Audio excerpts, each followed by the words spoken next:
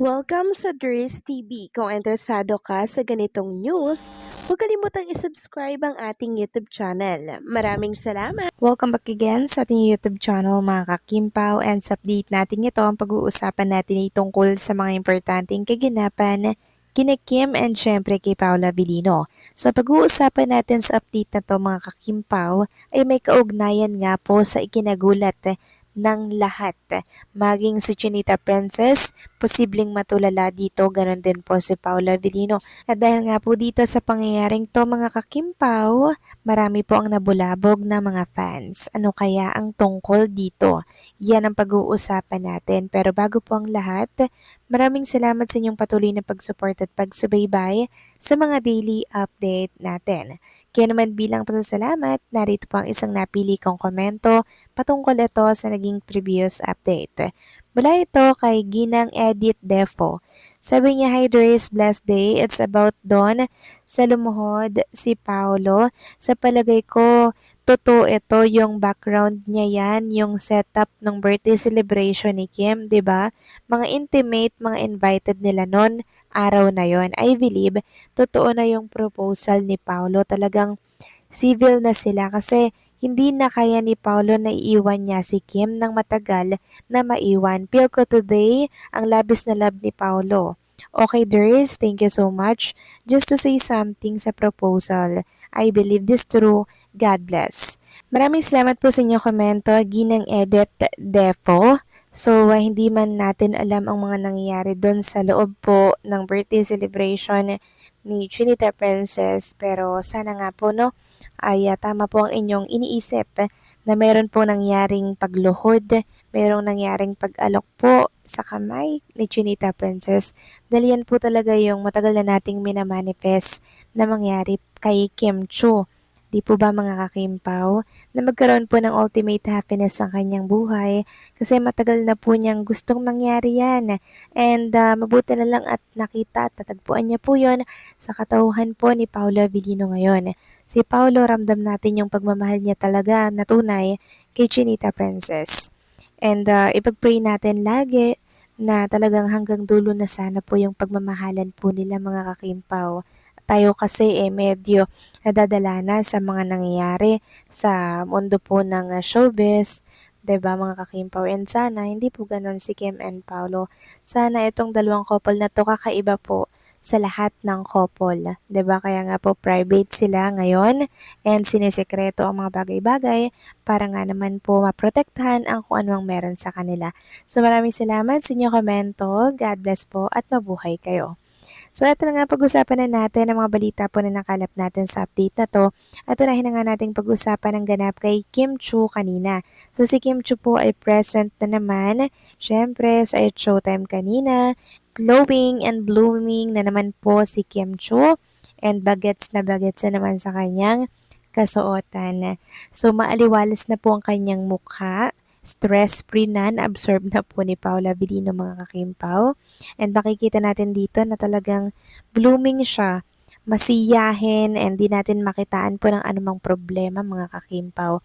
At yun po ang maganda doon. Nakalaya na po siya sa mga problemang kinakaharap niya sa social media like bashing.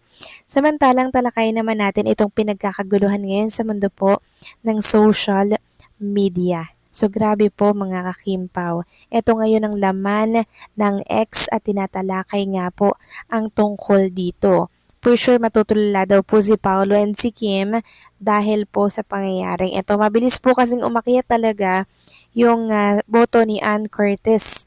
So kahapon lamang mga kakimpaw, merong boto siya, 'di ba? Na parang 4.65 or mas tumaas pa. Ngayon, nasa 16.9% na. Sobra pong nababawasan yung mga boto po ni Kim. Tingnan niyo po yung kay Paolo, 60.38, 'di ba? Tapos naging 53.52.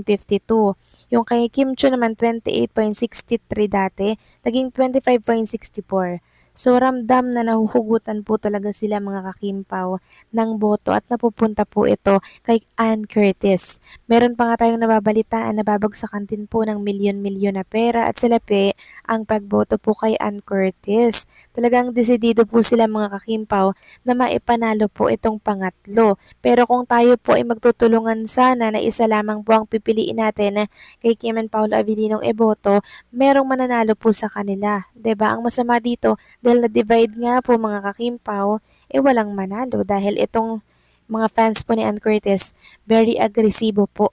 Talagang naglalabas sila ng milyones para po ipanalo itong si Ann Curtis. Ayon nga po dito sa post ng isang Kimpaw fan, July 1 versus 8 from 4% to 16% in 7 days. They started to be aggressive 3 to 4 days ago only. What can happen in the next 6 days? It's time to re-evaluation. Can't emphasize enough that only one will win. Do we aim to win or not? Your vote, your choice. So grabing nape-pressure na po talaga mga kakimpaw ang ilang Kimpaw fans sa paghahabol nga po ng boto kay Paolo Abilino. So sana kay Paolo Abilino na lamang po ibagsak instead po na maagaw pa po ng kalaban mga kakimpaw. Kasi nag-aagawan po talaga ng boto. Sayang naman po, di ba? Sabi nga po ng isang account sa Expa, instead of ranting and pressuring others, why don't you contribute your part and channel your energy where it truly matters?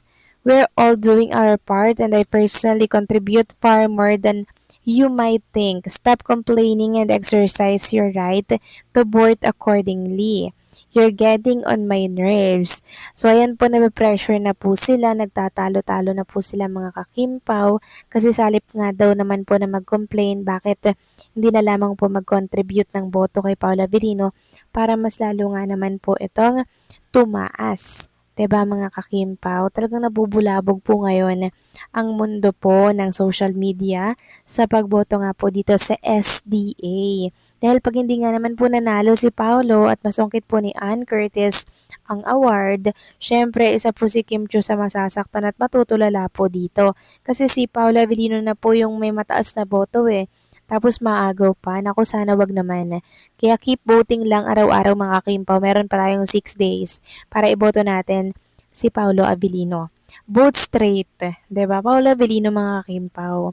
Wag na po nating hatiin pa yung boto natin at ilagay kay Chinita Princess. Katulad po ng pinopromote ng admin po ng Facebook. Hindi po si Kim Chiu yun. Admin po yun ng Facebook ni Kim Chiu. Pero kung si Kim Chiu lamang po mga kakimpaw ang tatanungin, si Paolo po ang gusto niyang manalo. Di ba na-request na po yan sa inyo mga kakimpaw? Na this time si Paolo ang ipanalo po natin. Di sayang po mga kakimpaw kung inilagay po ng ilang Kimmers yung botong 28% kay Paolo. Sigurado na yung pagkapanalo nitong si Paolo. 'Di ba? Kaso nyo nga, inilagay pa rin po kay Kim Chiu, 'di ba? Well, di naman natin masisisi sila, pero sana lang, 'di ba? Para nang sa ganun, may manalo sa isa sa mga talagang artista at nagrepresenta po ng May Love Will Make You Disappear. Ang mangyayari niyan, pag naagaw po yan, wala pong mananalo dahil na-divide nga po ang boto. So, this time, magtulungan muna tayo mga kakimpa, okay? So, paano hanggang dito na lamang po ang update natin mga kakimpaw at maraming salamat sa inyong patuloy na pagsuporta.